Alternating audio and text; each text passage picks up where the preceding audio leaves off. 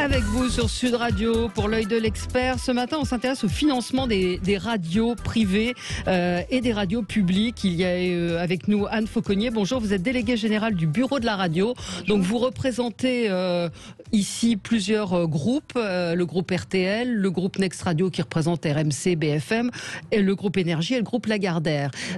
C'est ce bureau de la radio ainsi que le syndicat des radios indépendantes aujourd'hui s'inquiètent d'un déplafonnement de la publicité pour le groupe Radio France. Alors expliquez-nous un petit peu de quoi il s'agit et ça va nous permettre d'expliquer à nos auditeurs comment sont financées les radios. Alors, aujourd'hui, le COM, donc c'est un contrat qui est signé entre le gouvernement, enfin, la tutelle... Vous vous approchez du micro. La ministre de la Culture et Radio France. Donc ce texte est en cours de finalisation et prévoit un déplafonnement des recettes publicitaires de Radio France. Aujourd'hui, ces recettes sont plafonnées à 42 millions et dans ce prochain COM, donc qui gérerait les années 2020 à 2022, il y aurait un déplafonnement de la publicité privée. À combien? On sait... déplafonnement, ça veut dire qu'il n'y a plus aucune limite. Il n'y a plus de limite. Et c'est bien pour ça que nous, radio privée, donc vous avez le BDR, le CIRTI, Radio Classique et Skyrock qui ont signé ce communiqué de presse. Nous sommes très très inquiets parce que en fait ce financement pour nous est exclusif parce que nous ne vivons que de la publicité et Radio France aurait accès à un montant illimité de la publicité. Mais il n'y a pas de limitation de la publicité parce que le service public c'est un petit peu leur marque de fabrique aussi d'avoir assez peu de publicité commerciale, dite commerciale. En général ce sont des spots qui sont d'intérêt général, il y a quelques publicités mais il n'y a pas de limite par le CSA de ces publicités commerciales. Il y a une limite dans le temps de la publicité. Donc Radio France est limité dans le temps. Ils ont des contraintes certes de temps, mais ils n'auront plus de contraintes en chiffre d'affaires. Alors, ça veut dire que, oui, ils ont certaines contraintes, mais ils ont accès à tout l'ensemble de nos clients. Ça, depuis 2016. Avant 2016, ils n'avaient le droit que de faire de la publicité pour des messages d'intérêt généraux. D'accord. C'est depuis 2016, il y a un décret qui est paru en avril 2016, qui a ouvert le champ à toutes les marques pour Radio France. Donc, ça a été le début de notre inquiétude. Et le gouvernement, pour finalement nous rassurer, avait instauré ce plafond en disant, de toute façon, soyez rassurés, radio privée, on ne dépassera pas les 42 millions. Donc ça c'est 2016. Finalement, on s'aperçoit que Radio France, depuis ce fameux décret, a dépassé ce plafond de 42 millions. Hein. Donc chaque année, il l'a dépassé. Aujourd'hui, en 2020, on est à peu près à 50 millions.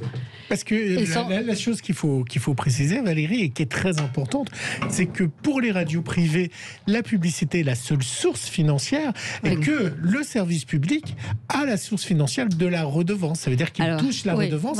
Voilà pourquoi vous êtes ici. C'est parce que, évidemment, quand vous touchez toute la redevance et que vous êtes déjà financé, avoir en plus une manne publicitaire, eh bien évidemment, c'est totalement injuste par rapport aux autres marchés de radio où leur seule survie, c'est la publicité. C'est la publicité. Et alors, le montant de la redevance, parce que ça, c'est important, la redevance finance 90% du budget de Radio France. La redevance, c'est 580 millions. Le marché publicitaire qui reste aux radios après la ponction de Radio France, c'est 550 millions. Donc avec la redevance, les 590 millions, Radio France finance 7 radios, quand le marché publicitaire finance 330 radios privées. Ça veut dire qu'il touche autant que ce que touchent toutes les radios privées en publicité. C'est ce que vous êtes en train de dire. Exactement, pour cette radio. Mais déjà, je voulais revenir sur le plafonnement qui a été dépassé. Il n'y a pas de sanction, il n'y a pas de... Aucune sanction, parce qu'en fait, c'est dans le contrat d'objectifs et moyens qui ne permet pas justement de sanctionner. Donc la Cour des comptes, en 2019, avait acté noir sur blanc que Radio France avait dépassé ce plafond, mais seul le gouvernement peut faire quelque chose. Le CSA, non, c'est pas dans ses attributions. Le CSA, acte, mais ne peut rien dire. À terme, qu'est-ce que ça implique, ce déplafonnement? C'est-à-dire que si effectivement on autorise Radio France à avoir autant de publicité qu'il le souhaite, qu'est-ce que ça signifie? Parce que le marché publicitaire, en plus, j'imagine, en ce moment, est de plus en plus restreint. En fait, le marché publicitaire, depuis 15 ans, il est en récession. d'environ 15% sur 15 ans, mais l'année 2020 a été catastrophique parce qu'à cause de la pandémie, on aurait perdu encore 15%. Donc on n'a pas encore les chiffres, c'est des estimations, mais l'impact de la pandémie sur le chiffre d'affaires publicitaire de la radio, c'est moins 15 sur la seule année 2020. Donc ça veut dire que ce gâteau qu'on se partage est de plus en plus réduit, et si vous avez un acteur qui augmente sa part dans ce gâteau, c'est au détriment des autres. Donc la radio est un média à coût fixe, ça veut dire que si le revenu de la radio diminue, la perte augmente. Oui. Gilles ? Qui a décidé de ça ? Est-ce que c'est une loi qui va passer, ça veut dire une décision de nos députés, ou c'est la ministre de la Culture qui a mis en place ce projet de loi ? D'où ça vient et quelle est la raison avancée en plus pour déplafonner ? Je pense que Radio France a demandé plus de moyens, que la redevance ne peut pas être augmentée, donc l'idée c'est d'aller ponctionner sur le marché privé. Après, ce COM, c'est un contrat entre la tutelle, donc la ministre de la Culture, et Radio France. Je pense que... Donc ça passera pas par l'Assemblée, il n'y aura pas de discussion. Il y a un avis du Sénat, d'abord il y a une commission culture au Sénat, une commission culture à l'Assemblée, et l'avis du CSA. Il y a 3 avis en fait. Donc le Sénat a déjà rendu son avis la semaine dernière, en disant qu'ils étaient, un avis négatif d'ailleurs sur ce COM, très bien. En disant qu'ils étaient extrêmement inquiets justement sur ce marché publicitaire. Le CSA a rendu un avis positif, mais en soulevant qu'il pouvait y avoir une déstabilisation des équilibres concurrentiels, ça a été le terme exact du CSA. Et l'Assemblée, donc la commission culture de l'Assemblée, doit rendre son avis tout à l'heure. Et alors, Radio France a répondu, évidemment, ils ne sont pas contents. Ils disent les arguments et les chiffres utilisés sont erronés. Ni le volume très limité, ni le positionnement singulier des antennes de Radio France sur le marché publicitaire ne sont de nature à ponctionner les ressources publicitaires des radios commerciales. Au contraire, elles contribuent, grâce à ces audiences, on est les meilleurs, à entretenir l'intérêt des annonceurs pour le marché radio. Est-ce que ça vous semble un argument ? Parce qu'on n'imagine pas effectivement France Inter ou France Culture mettre de la pub pour des stores, des cuisines ou que sais-je encore. Ils mettent de la pub pour... Si. Mais beaucoup plus. Non, 90% des clients des radios privées est identique aux clients de Radio France. D'accord. 90% du chiffre d'affaires, c'est sur des clients communs. Donc, D'accord. Et si on retirait la redevance ?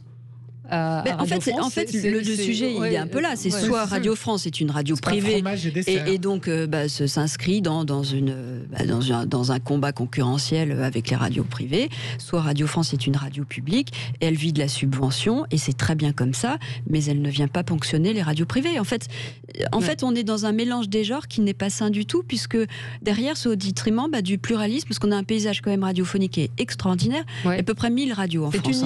C'est unique. C'est un pluralisme extraordinaire. Et là, on est en train de mettre à mal ce pluralisme parce que Radio France demande plus de moyens. Quels sont les recours de vos clients ? Qu'est-ce qu'on peut faire ? Vos clients, c'est pas ses clients, allez. Oui, vos adhérents, pardon. En tout cas, on va continuer le combat. Puis voilà. Que répond la ministre de la Culture Pour l'instant, on n'a pas eu de réponse. On va voir ce que la finalisation du COM. La réponse, elle sera dedans. Parce qu'il avait été demandé également à Radio France de faire des économies. Et c'est le fait que ces économies n'aient pas été réalisées, si je comprends bien, qui fait que Radio France demande plus de moyens. En tout cas, ce que je me dis, c'est que si le gouvernement demande à Radio France de faire des économies, c'est que le gouvernement estime qu'il y a des dépenses qui ne devraient pas avoir lieu. Donc, et comme dans tout actionnaire ou toute tutelle, il est normal que le dirigeant de l'entreprise demande à vérifier l'ensemble des coûts et à faire des efforts. Donc ça me paraît pas complètement aberrant que Radio France fasse des efforts, comme toute entreprise, et encore plus en période de crise, et comme toute radio. On est bien tous placés pour savoir que depuis des années, on cherche à faire des économies parce que c'est un peu difficile.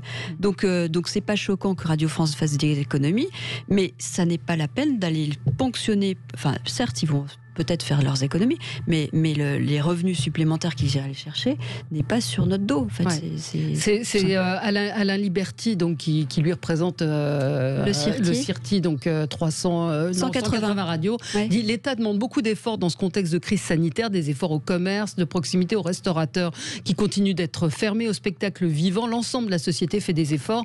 La radio privée a fait des efforts. On ne peut pas couper les émetteurs. Il dit qu'il faut que l'État s'astreigne aux efforts qu'il demande aux autres. Donc c'est vrai qu'on a un petit peu de mal à imaginer qu'on va ouvrir les vannes alors que des efforts sont demandés à tout le monde. Totalement, c'est complètement, c'est pas rationnel. Soit Radio France vit de la subvention, enfin de la contribution à l'audiovisuel public, et c'est bien normal, et c'est une négociation entre l'État, parce que la redevance, c'est tout citoyen paye la redevance, donc après c'est une négociation entre l'État et Radio France, mais encore une fois, en fait, on a l'impression que pour ne pas avoir ce débat-là, on va ponctionner sur le marché privé. En fait, et les publicitaires iront là où il y a de l'audience. On sait que France Inter est une des radios qui fonctionne très bien. Donc c'est et France Bleu. France Bleu aussi. Donc il y aura des en local, oui. Donc il y aura des choix à faire. Pour les publicitaires, c'est aussi ça, c'est aussi à ça que ça revient. C'est déjà le cas aujourd'hui, mais c'est surtout demain, s'il n'y a plus de plafond, c'est effectivement tout esprit concurrentiel, tout acte commercial que pourrait faire Radio France sera au détriment des radios. Alors, j'ai pas la réponse, vous l'avez peut-être pas, mais j'enquêterai de mon côté. Est-ce que vous pensez qu'il touche également doublement la redevance? Parce que désormais, France Info TV, c'est la déclinaison télé de France Info, donc c'est le service public, donc il y a une partie de redevance réservés à la télévision qui doivent toucher. Et puis tous les matins, maintenant, il y a France Bleu qui est diffusé sur France 3. Donc il y a peut-être aussi, il touche aussi à la fois de la redevance radio pour ces radios et France Info et France Bleu. Et est-ce qu'il touche en plus la redevance télé parce qu'ils sont désormais des chaînes télé? C'est aussi une question à se poser. Ça se trouve, ils ont un double revenu. Vous savez ça? Non. Mais c'est une bonne question à se poser. Oui, complètement. Mais j'imagine que... Je pense qu'il touche les deux. De toute façon, une redevance télé, une redevance radio. Et là, ce dont vous parlez, c'est des synergies de coûts. Donc ça fait partie des économies que Radio France est en train de faire avec France Télé. Donc j'imagine que oui. Donc là, vous attendez l'avis cet après-midi de l'Assemblée nationale, de la commission culturelle. Voilà. Et cet avis, vous avez une idée de ce qui peut être et de ce que ça va... Non, je ne peux pas savoir. Non. Et c'est l'avis qui compte, parce que pour l'instant, il y a un avis positif et un avis négatif. Positif, le CSA, tout en émettant justement des réserves sur cet aspect concurrentiel de Radio France. Vous avez demandé à rencontrer le CSA ? On les rencontre très souvent, on rencontre tout le temps tout le monde. Sur ce sujet-là. Oui, mais ça fait des années qu'on traite ce sujet-là. Ça n'est pas nouveau. Parce que justement, Radio France dépassait déjà ce plafond. Donc c'est pas un sujet nouveau pour nous. Ils ne respectaient pas le plafond. Mais quand ils disent c'est pas du tout le cas, quand ils protestent en disant mais non.